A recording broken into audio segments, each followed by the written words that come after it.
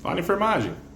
Pessoal, respondendo o comentário aqui da Isamara Cristina, no vídeo de hipodermóclise que eu fiz, ela perguntou basicamente para que tipo de terapia, que tipo de caso que seria necessário fazer a hipodermóclise.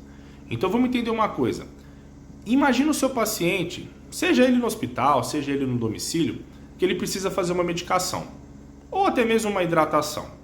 Só que esse paciente ele tem uma extrema dificuldade de ter uma rede venosa favorável para ser puncionado.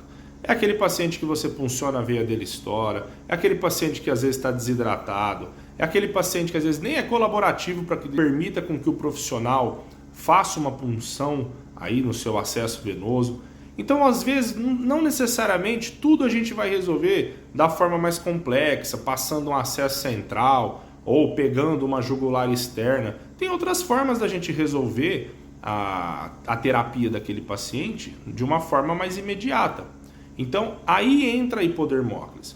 A hipodermóclise ela é um tratamento feito no tecido subcutâneo, e aí a gente tem uma vasta leva de medicações que a gente pode estar fazendo nesse tecido, que de alguma forma vai fazer com que você trate o seu paciente numa necessidade.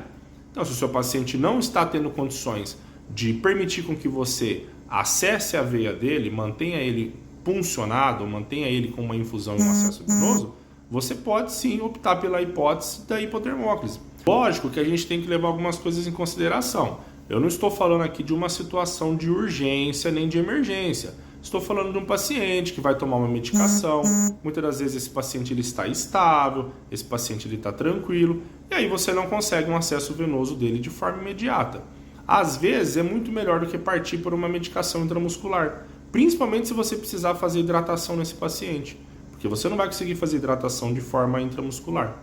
Então a via hipodérmica ela é a melhor opção, tá? Nos casos em que o paciente está estável e que não está mediante uma situação de urgência e emergência, tá bom? Apesar da gente ter ainda muitas medicações que não se administram, muitas medicações que não são compatíveis com a via ou que ainda não foram testadas, a gente também tem uma grande possibilidade aí de medicações que podem ser feitas no tecido hipodérmico, tá? A gente tem antibióticos, a gente tem analgésicos, alguns anti-inflamatórios, a gente pode fazer hidratação nesse paciente, tá bom? Lógico, respeitando aquelas regrinhas lá que eu fiz no outro vídeo que impossibilita a gente de puncionar um paciente no tecido subcutâneo. Dá uma conferida lá no outro vídeo para vocês terem uma noção do paciente que eu não posso fazer hipodermóclise. Mas basicamente é isso. Espero ter respondido a pergunta e nos vemos em breve.